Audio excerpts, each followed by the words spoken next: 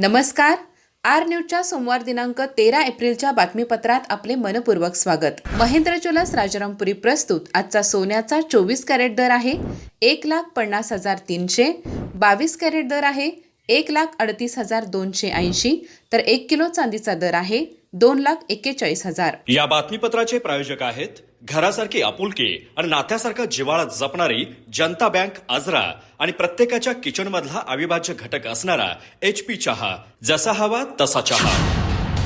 आजच्या बातमीपत्रात प्रथम पाहूयात गल्लीपासून ते दिल्लीपर्यंतच्या ताज्या घडामोडींचा धावता आढावा. आणि स्थानिक बातम्यांमध्ये पाहूयात गोकुळ दूध संघातील गैरकारभाराचा गंभीर आरोप. आमदार शिवाजीराव पाटील यांची ईडी चौकशीची मागणी. हजारो दूध संस्थांना संशयास्पद मंजुरी. अधिकाऱ्यांच्या संगनमताचा आरोप. निष्पक्ष चौकशी न झाल्यास जनआंदोलनाचा इशारा. चंदगड तालुक्यातील रामपूर येथे नवनिर्वाचित सदस्यांचा सत्कार सोहळा उत्साहात. जनतेशी नातं जपण्याचा महाराष्ट्र राज्याचे वैद्यकीय शिक्षण आणि विशेष सहाय्य मंत्री नामदार हसन मुश्रीफ यांचा संदेश. जलजीवन मिशन, सोलर कर्ज योजना आणि वनतारा प्रकल्पावर भर. चंदगड तालुक्यातील कुद्नूर येथे शॉर्ट सर्किटमुळे शेतकऱ्याच्या घराला भीषण आग. मध्यरात्रीच्या घटनेत संसारोपयोगी साहित्य, दागिने व रोख रक्कम जळून खाक. सुमारे 10 लाखांचे नुकसान. ग्रामस्थांचा मदतीचा हात. प्रशासनाकडून मदतीची अपेक्षा.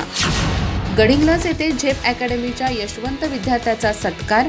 प्रणव पाटील टॅक्स व रेव्हेन्यू असिस्टंट. संतोष वाळकीची पोलीस दलात निवड. ग्रामीण भागातील विद्यार्थ्यांना स्पर्धा परीक्षांसाठी प्रभावी व्यासपीठ.